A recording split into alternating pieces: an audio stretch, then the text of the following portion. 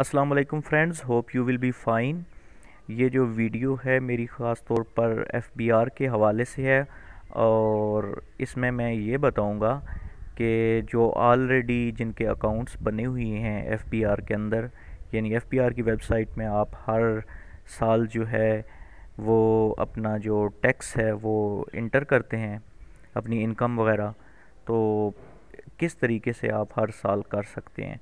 तो फ्रेंड्स, मैं इस वीडियो में जो है आपको ना ये स्पेशली टीचर्स हजरात के लिए है ख़ास तौर पर, और उसके अलावा दूसरे लोग भी इससे, दूसरे जो डिपार्टमेंट में काम करते हैं वो भी इस वीडियो से इस्तेफ़ादा हासिल कर सकते हैं।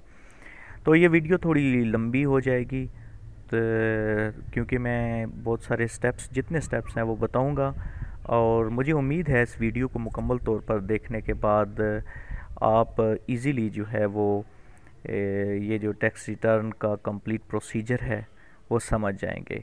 एनीहो, स्टार्ट करते हैं। सबसे पहले आपको पता है कि लॉगिन करना पड़ता है, एफ बी आर लॉगिन।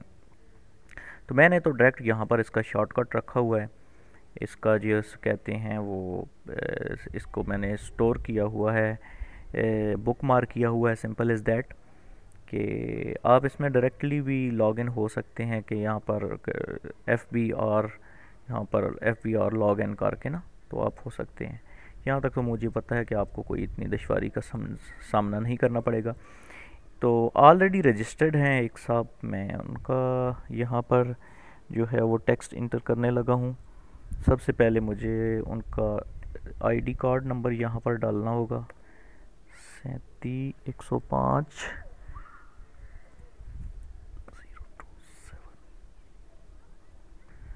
तो मैंने इनका जो है शनाख्ती कार्ड नंबर यानी रजिस्ट्रेशन नंबर जो होता है और पासवर्ड इंटर कर दिया है। इंटर करने के बाद ये अभी लॉगिन हो जाएगा। फ्रेंड्स, ये आप देख सकते हैं कि मैं लॉगिन हूँ, उनका मैं सेव कर लेता हूँ यहाँ पर। तो आप देख सकते हैं कि इनका जो ये ईयर है यहाँ पर कोई रिकॉर्ड फाउंड नहीं है। तो फर्स्ट ऑफ़ ऑल मुझे डिक्लेरेशन के अंदर जाना है, क्योंकि ये ऑलरेडी रजिस्टर्ड हैं और हर साल जो है वो टैक्स पे करते हैं और हर साल जो है ये अपना जो ये प्रोसीजर है वो मुकम्मल करते हैं। ठीक है फ्रेंड, तो इस तरह इनका ये जो टैक्स है वो कैसे इंटर होगा कि यहाँ पर आप डिक्लेरेशन के अंदर आएंगे और यहाँ पर आप देखें कि सैलरी रिटर्न फॉर इंडिविजुअल एक ये फॉर्म है और यहाँ पर एक फॉर्म है salary return for individual classic view. तो इसके अंदर आपने आना है। ठीक है फ्रेंड्स, तो यहाँ पर मैं जैसे ही आऊँगा तो मुझे जो है वो पीरियड सेलेक्ट करना है। फ़र्स्ट ऑफ़ ऑल ये फॉर्म याद रखना है आपने, 114 और इन ब्रैकेट्स में 1 लिखा हुआ है। ठीक है फ्रेंड्स, इसको आपने जहन में रखना है कि ये 114 फॉर्म होता है। तो पीरियड सेलेक्ट करते हैं जी। टैक्स ईयर कौन सा है हमारा, टैक्स ईयर अभी यहाँ से पीरियड जो है वो सिलेक्ट हो जाएगा। दरअसल अभी ये सितंबर का महीना चल रहा है और इसकी ही 17 डेट हो चुकी है आज, तो वेबसाइट पे रश होता है। तो टैक्स पीरियड कौन सा है हमारा, 2021 टैक्स पीरियड है हमारा।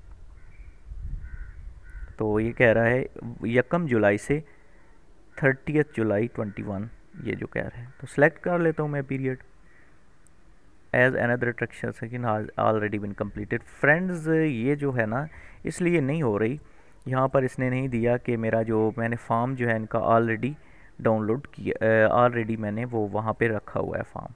तो इस तरीके से आपने ना फॉर्म को वहाँ पर लेके जाना है, क्योंकि थोड़ी सी देर पहले मैंने इनका जो फॉर्म है वो 114 फॉर्म जो है वो मैंने इनका डाउनलोड किया था। तो इनका फॉर्म ये ड्राफ्ट के अंदर होगा यहाँ पर, ये देखा फॉर्म फ्रेंड आपने। जैसे ही आपका फॉर्म हो जाता है ना यहाँ पर, यानी आप फॉर्म सेलेक्ट कर लेते हैं, सिंपल इज़ दैट, तो वो ड्राफ्ट के अंदर चला जाता है। ये डिक्लेरेशन के अंदर इनका फॉर्म आ चुका है। ठीक है फ्रेंड, आपने सिंपल, वेरी सिंपल अगेन बताता चलो, डिक्लेरेशन के अंदर आए, सैलरी रिटर्न फॉर इंडिविजुअल यहाँ पर है। रिमेंबर दैट ये कि ये सरकारी मुलाजमीन और के लिए ये फॉर्म है और वो इससे बहुत ईजीली जो है ना वो काम कर सकते हैं। तो ये इनका जो है डिक्लेरेशन के अंदर फॉर्म है, मैंने जैसे बताया कि इनका देखिएगा, देखें कि ऑलरेडी मैंने इनका किया है और तकरीबन आज ही टास्क डेट किया है मैंने ये। तो फ्रेंड्स मैं इसके अंदर इस फॉर्म के अंदर आ गया और आज मैंने जैसे बताया कि 17 सितंबर है और यहाँ पर मैं जाता हूँ इस फॉर्म में और यहाँ पे एडिट, इस फॉर्म को एडिट करना है। सीधा एडिट के अंदर आया और यहाँ पर ये मुझे कह रहा है कि रेजिडेंट जी, यस मैं रेजिडेंट हूँ। और कंटिन्यू, नीचे कंटिन्यू का ये बटन आ रहा है, ये टैब आप इसको देख सकते हैं। हो सकता है आपको नज़र ना आ रहा हो, मैं ज़रा दिखा देता हूँ। ये है कंटिन्यू का, ठीक है फ्रेंड, ये राइट साइड पे नीचे देख सकते हैं। तो इस कंटिन्यू पे मैं यहाँ पे जो है वो मैं क्लिक करता हूँ ये, लेकिन मैं इसको क्लिक करने से पहले आपको बताता चलूँ कि आप यहाँ पर सीधा क्लासिक व्यू में आ जाएं, वो ज़्यादा बेहतर होता है। इस पे भी काम हो सकता है, ये नहीं कि नहीं, लेकिन वो मुझे बेहतर लगता है क्लासिक व्यू, तो मैं क्लासिक व्यू रिकमेंड करूँगा। ये फ्रेंड्स आ गई, ये आपके सामने ये चीज़ है और ये फॉर्म है, इसको आपने भरना है। पे वेजेस और अदर, ये है जो पे है, यहाँ पर आपने पूरे साल की जो ग्रॉस सैलरी है वो लिखनी है कि इन्होंने कितनी वसूल की है पूरे साल में, ठीक है। तो यहाँ पर मैं टोटल अमाउंट इनकी जो है वो 974,652, ठीक है फ्रेंड, ये है जी इनकी टोटल अमाउंट। और यहाँ पर मैंने इनकी ये जो अमाउंट है वो इंटर की है और इसके बाद मैंने कैलकुलेट पे आना है। फ्रेंड याद रखना है, आप कुछ भी इंटर करेंगे तो कैलकुलेट पे लाजमी आपने क्लिक करना है। तो ये कैलकुलेट हो चुकी है, ये देखें friend, amount exempt from tax subject to fixed final, ठीक है। ये फ्रेंड मैं अमाउंट एक मरतबा फिर देख लेता हूँ। तो ये अमाउंट आ गई यहाँ पर, सैलरी इनकी टोटल, और इसमें से टैक्स वगैरह मैंने इंटर करना है। ये देखें यहाँ पर लिखता है amount subject to normal tax, यानी इसमें से जो वो टैक्स वगैरह है वो हुआ है। आगे आपको चीज़ें ये समझ आएंगी। अब सैलरी के बाद जो है मैं यहाँ पर आता हूँ अदर रिसोर्सेज के अंदर। अदर रिसोर्स में रिसीव के इनके दूसरे जो रिसोर्स वगैरह हैं उनकी, अगर उनमें से इनको इनकी तरफ जो है वो इनको जो आमदन होती है, सिंपल एज दैट, कि वो भी मैं यहाँ पर डाल सकता हूँ। तो ये थोड़ा सा असल में ये साइट स्लो होती है क्योंकि इन दिनों में काफ़ी रश होता है, जिसकी वजह से माज़रत के साथ कि स्लो हो जाती है साइट। तो ये देख सकते हैं आपने, ये प्रॉफिट डेबिट, यहाँ पर अगर यहाँ पर कोई और अमाउंट है ना, इसके अलावा जो इनको अमाउंट मौसूल हो रही है, ठीक है, पेंशनर बेनिफिट अकाउंट, वहाँ से कुछ आ रहा है, पैसे आ रहे हैं, सीधी सी बात है, कितने जो भी आ रहे हैं वो यहाँ पे आपने इंटर करने होंगे। ओके फ्रेंड, इसके बाद तीसरे नंबर पर आप देखें कि फॉरेन रिसोर्सेज, कि आपके अगर बाहर से कोई रिसोर्स वगैरह हैं, बाहर के मुल्क से आपको कोई पैसे आ रहे हैं, यानी कोई आपको फॉरेन इनकम, यानी बाहर से आपको जो है वो कोई अमाउंट भेज रहा है, या आपका कोई ब्रदर बेटा वगैरह होते हैं बाहर, तो उनमें से यहाँ आप जितनी अमाउंट एक साल के अंदर आई है वो आपने इंटर करनी है। इसके अलावा वेल्थ स्टेटमेंट, यहाँ पर आ जाएं। वेल्थ स्टेटमेंट ये 1116, यहाँ पर आपने पर्सनल एक्सपेंसेस वगैरह दर्ज करने होते हैं। मेन चीज़ तो सरकारी मुलाजमीन डिपार्टमेंट गवर्नमेंट मुलाजमीन के लिए वो तो आपको पता है एक सैलरी होती है। इसके अलावा साइड बिज़नेस तो बहुत कम लोगों का होता है, लेकिन कुछ का होता भी है, ये नहीं कहा जा सकता इतना, लेकिन सैलरी के हवाले से यहाँ पर उनको ज़्यादा ज़रूरत होती है। तो उनको सिर्फ इतना करना है कि first of all salary inter की। यहाँ पर सैलरी इंटर करने के बाद आपने इन फॉर्म्स को कोई ज़रूरत नहीं है छेड़ने की, सीधा आपने ये नीचे आ जाना है वेल्थ स्टेटमेंट, यहाँ पर पर्सनल एक्सपेंसिव, कि आपके जो पर्सनल एक्सपेंसिव वगैरह हैं वो कितने हैं। यहाँ पर आप पर्सनल एक्सपेंसिव वगैरह दर्ज करते हैं कि आप कितने जो हैं वो किधर कितने पैसे दिए, किधर कितने पैसे दिए, ठीक है फ्रेंड्स। तो ये आपने पैसे यहाँ पर लिखने होंगे। अच्छा फ्रेंड्स, एक चीज़ बैक इसमें सैलरी के अंदर एक चीज़ रह गई है, वो मैं आपको दिखा देता हूँ। यहाँ पर जो है ना वो टैक्स रह गया है, वो इकट्ठा जितना टैक्स अदा किया है ना, वो सैलरी स्लिप में से आपको पता है मिल जाता है। तो वो ये टैक्स यहाँ पर आ रहेगा, ठीक है। यहाँ पर ये देखें, ये भी आ रहा है टैक्स इकट्ठा किया, ठीक है। जितना ये सैलरी है पूरे साल की, और इसके फ्रंट पे टैक्स आ जाएगा। माजूद के साथ ये रह गया था 14,000 इनका है जी, ये 50 कैलकुलेट पे आया, ये इनका टैक्स आ गया, इतना टैक्स अदा किया, ठीक है। अब मैं सैलरी में एक सैलरी आपने पुट की और एक टैक्स आपने पुट किया, ठीक है जी। गवर्नमेंट डिपार्टमेंट के लिए, सरकारी मुलाजमीन लोगों के लिए तो ये बहुत ही आसान है। पर्सनल एक्सपेंसिव पे आ जाएं जी। अखराजात किधर किए हैं आपने जी। अब अखराजात जो हैं, ख़र्चा जो है वो आपने अपने हिसाब से लिखना है, ठीक है। इस पे आपने जिधर आपके घर का या आपके ज़्यादा पैसे जिधर खर्च होते हैं वो आपने लिखने हैं, ठीक है। मैं तो इधर अपने हिसाब से लिखता हूँ कि जिधर जिधर जो जिनका मैं कर रहा हूँ काम उनके खर्च हुई हैं, ठीक है। तो आपने इनको अपने हिसाब से देखना है कि कहाँ पर मैं ज़्यादा मेरा खर्चा होता है, किधर होता है, ठीक है। ये चीज़ें आपने लिखनी है। तो इसमें आप देख सकते हैं कि रेंट, मिसाल के तौर पे आप रेंट पे रहते हैं, अगर आपके किराए का मकान है या कोई घर किराए का है तो आप रेंट कितना पे करते हैं, तो वो आपने एक साल के अंदर जितना पे किया वो रेंट लिखना है यहाँ पे। अच्छा जी, रेंट के बाद व्हीकल रनिंग मेंटेनेंस, यानी कि आपके पास गाड़ी वगैरह है तो मैं या कुछ इस तरह का है तो उसकी रिपेयरिंग वगैरह की जितना अखराजात आते हैं उतना आपने लिख देना है। तो मैं यहाँ पर इनका कोई व्हीकल रनिंग मेंटेनेंस का जो वो पुट करता हूँ। तो यहाँ पे जो है व्हीकल मेंटेनेंस के अंदर 2 लाख, तकरीबन 2 लाख के नज़दीक, 1 लाख और 1 2 3,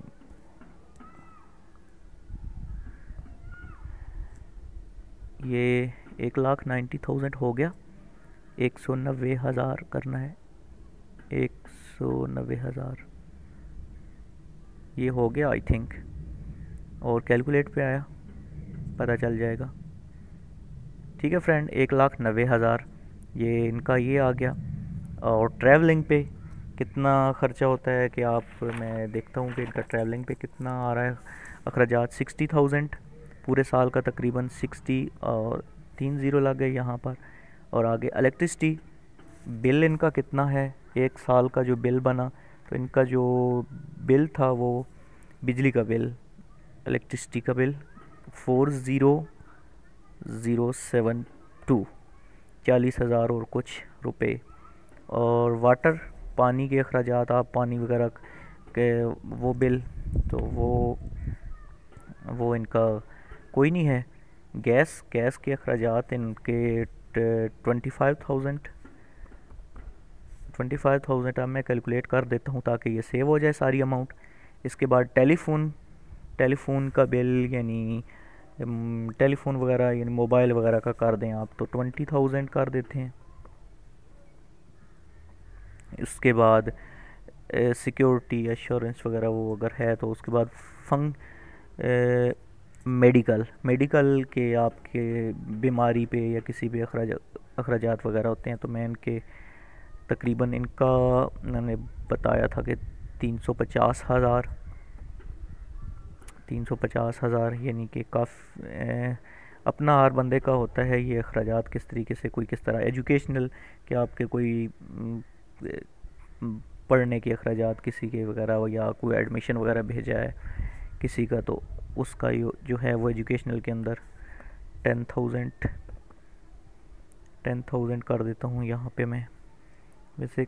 और क्लब वगैरह, फंक्शनल एंड गैदरिंग, फंक्शन वगैरह पे आप गैदरिंग, कुछ फंक्शन वगैरह शादी ब्याह पे मौका पर जो है वो, और इसके अलावा और कई फंक्शन हो जाते हैं आपको पता ही है, 30,000।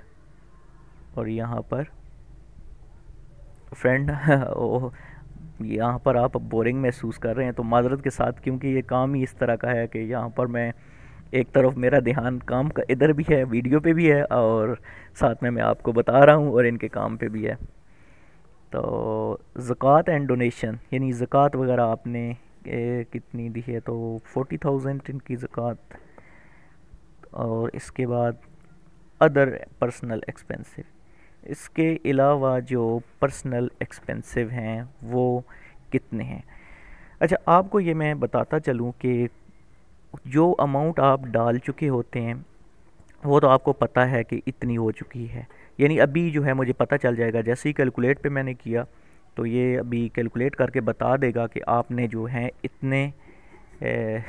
इतनी अमाउंट जो है वो इधर खर्च हो चुकी है, और बाकी जो अमाउंट है उसका क्या करना है वो आपको पता ही है कि अदर्स वगैरह में डाल देंगे। ठीक है फ्रेंड्स, तो अभी ये हो जाए, साइट थोड़ी बिजी है, कैलकुलेट हो रही है वैल्यूज़। फ्रेंड्स ये हो गया है, कैलकुलेट अगेन करता हूँ मैं। यस, ये कैलकुलेट हो चुका है। एक्चुअली वेबसाइट जो है वो काफ़ी बिजी है, जिसकी वजह से ना ये जो है प्रॉब्लम कर रहा है। पर्सनल अब यहाँ पर आने के बाद पर्सनल लायबिलिटीज़ के अंदर आ जाएंगे, एसेट्स एंड लायबिलिटीज़।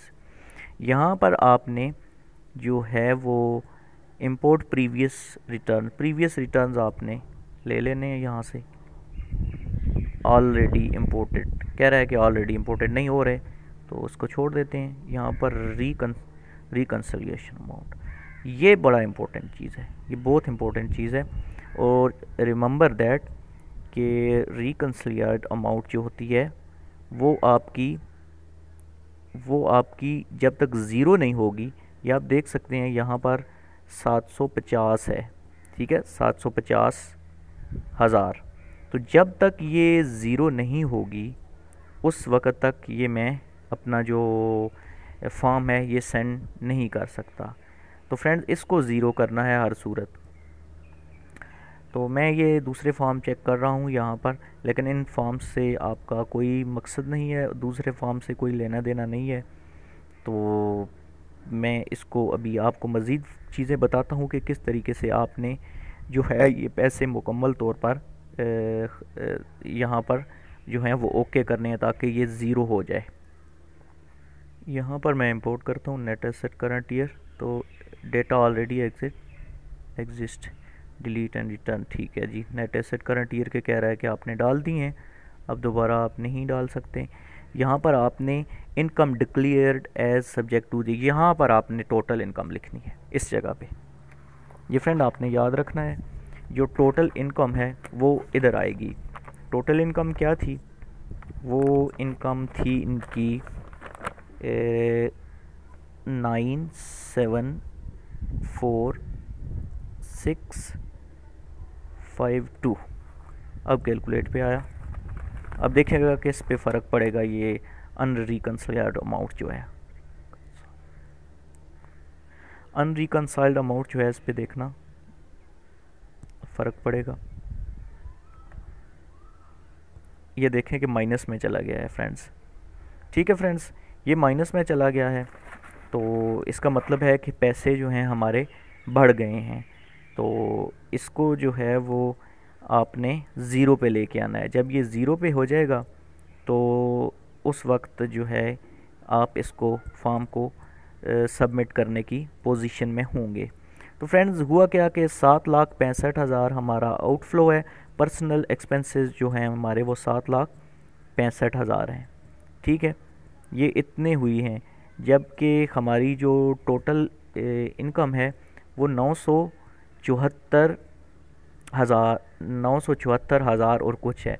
यानी इसका मतलब ये हुआ कि हमारे जो पैसे हैं वो कितने बच रहे हैं, तकरीबन आप इसमें से देखें कि इतने बच रहे हैं ना, 224,000। इनको आपने यहाँ से कॉपी करना है और इनको खर्च कर देना है। खर्च कहाँ पर करेंगे, पर्सनल एक्सपेंसेस, यहाँ पर अदर्स में डाल देनी है ये अमाउंट आपने। ठीक है फ्रेंड, कंट्रोल वी किया, यहाँ पर माइनस का निशान आ गया, इसको ख़त्म करना है, ये माइनस, ये ख़त्म हो गया फ्रेंड्स। ठीक है, अब देखिए कैलकुलेट करता हूँ। अब मैं जाता हूँ इसमें इसके अंदर रिकन्सिलिएशन अमाउंट के अंदर। तो आप देख सकते हैं कि यहाँ पर अभी भी ये ज़ीरो नहीं हुई है, ये ज़ीरो देखिए हो गया, जैसे ही कैलकुलेट किया मैंने ये ज़ीरो हो गया। अब फ्रेंड्स मैं इस पोजीशन में हूँ कि मैं ये फॉर्म सबमिट कर सकता हूँ। तो सबमिट करने से पहले फ्रेंड्स वेरीफाई करना होता है। तो वेरिफिकेशन से पहले मैं आपको एक दफ़ा फिर जो है वो इसकी समरी बता देता हूँ। तो फ्रेंड्स अभी गौर से सुनिएगा और सही सेव भी कर देता हूँ इस फॉर्म को, ताकि ये चीज़ें जितनी भी हैं वो सेव हो जाएं। तो फ्रेंड्स अभी मैं जो कंप्लीट समरी बताऊँगा ये स्पेशली जो है वो टीचर्स के लिए है, टीचर हजरात के लिए। तो गौर से सुनिएगा और सही जो है हर चीज़ को देखिएगा कि आपने क्या करना होता है। कंप्लीट फॉर्म के बारे में मैं आपको बताता हूँ। इसको कैंसिल करता हूँ यहाँ से, ताकि आपको दोबारा ये फॉर्म चला जाए। यहाँ से ये यस करता हूँ ताकि फॉर्म यहाँ से एग्ज़िट हो जाए, ये फॉर्म।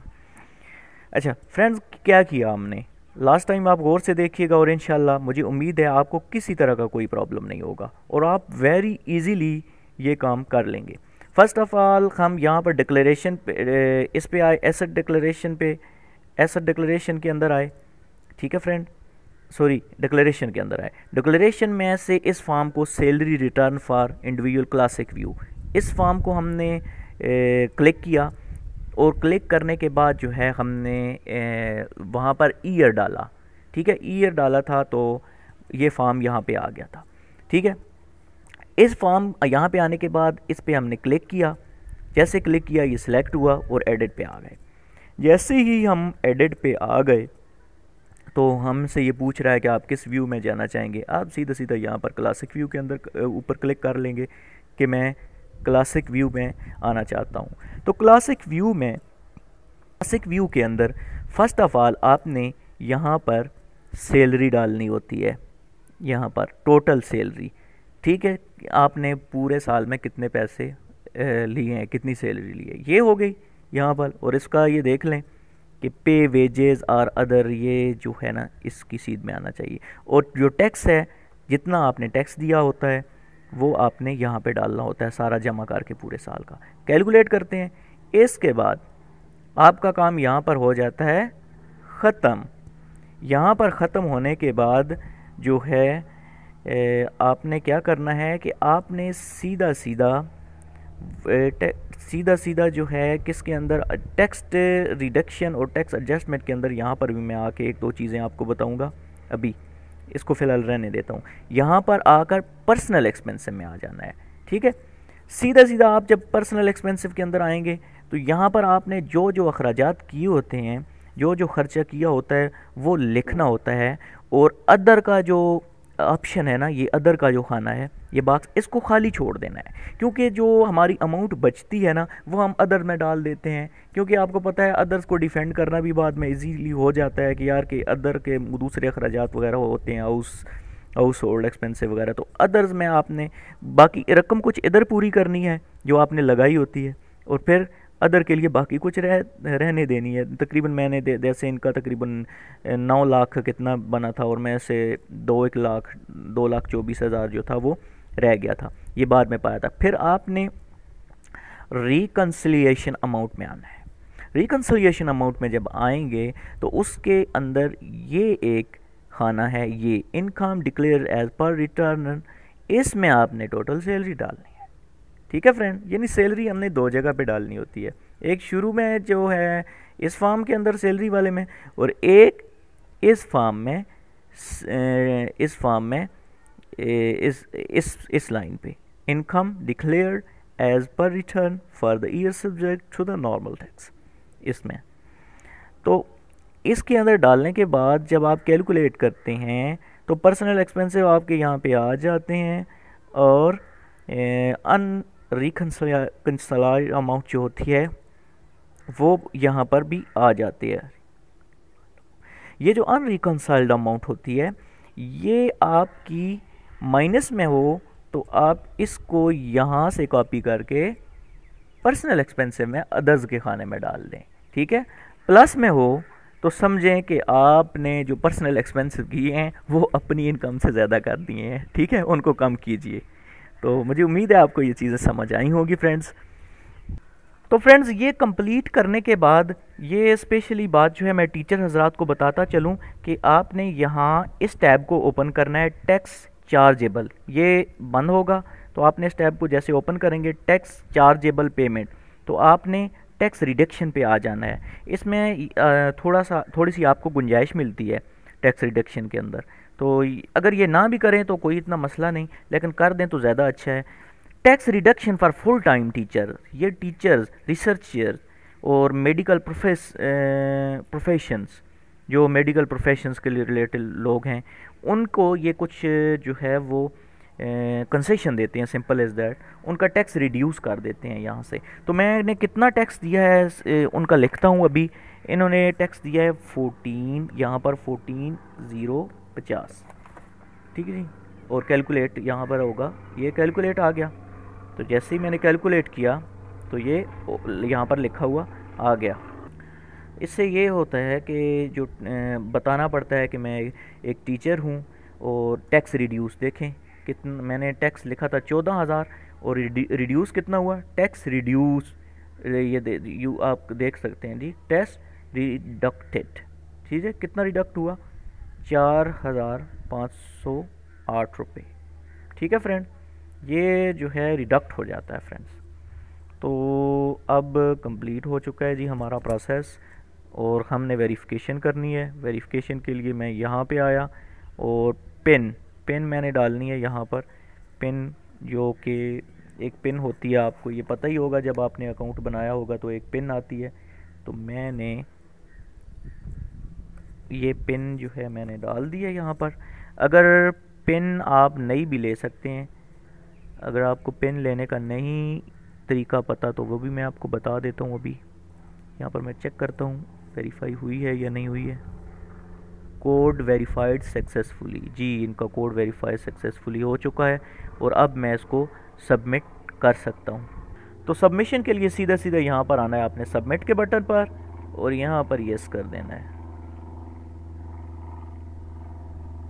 अच्छा, यहाँ पर admitted income tax against code 9203 must be paid before submission. I think एक जगह पर टैक्स पुट करना रह गया है। क्या कोड दे रहा है 9203, इसको जाके देखते हैं। ये याद रखें, ये आप अगर कोई चीज़ छोड़ेंगे या कोई चीज़ रह गई तो ये फॉर्म जो हैं वो सेंड ही नहीं होंगे। तो इससे ये बहुत ही अच्छा सिस्टम है कि फॉर्म जो है वो सेंड ही नहीं होता अगर कोई चीज़ रह गई हो। तो वो देखते हैं दोबारा उसी जगह पे आके कि कहाँ पे गलती थी। फ्रेंड्स साइट स्लो होने की वजह से मैंने थोड़ी वीडियो पॉज की थी, तो अगेन मैं यहाँ पे आया। आपको पता था कि मैंने सेंड किया तो वो टेक्स्ट जो था वो सेंड नहीं हो रहा था, एक उसने एरर दे रहा था। अगेन क्लासिक व्यू में आना पड़ेगा कि एरर वो क्यों दे रहा था पता है आपको फ्रेंड्स। वो इसलिए एरर दे रहा था कि वो हमने यहाँ पे टैक्स रिडक्शन की थी, यानी टैक्स हमारा जो था वो रिड्यूस हुआ था ना। ये टैक्स यहाँ पर टैक्स जो था वो आपको सामने हमने यहाँ पर टैक्स जितना पे किया था वो हमने अमाउंट लिखी थी।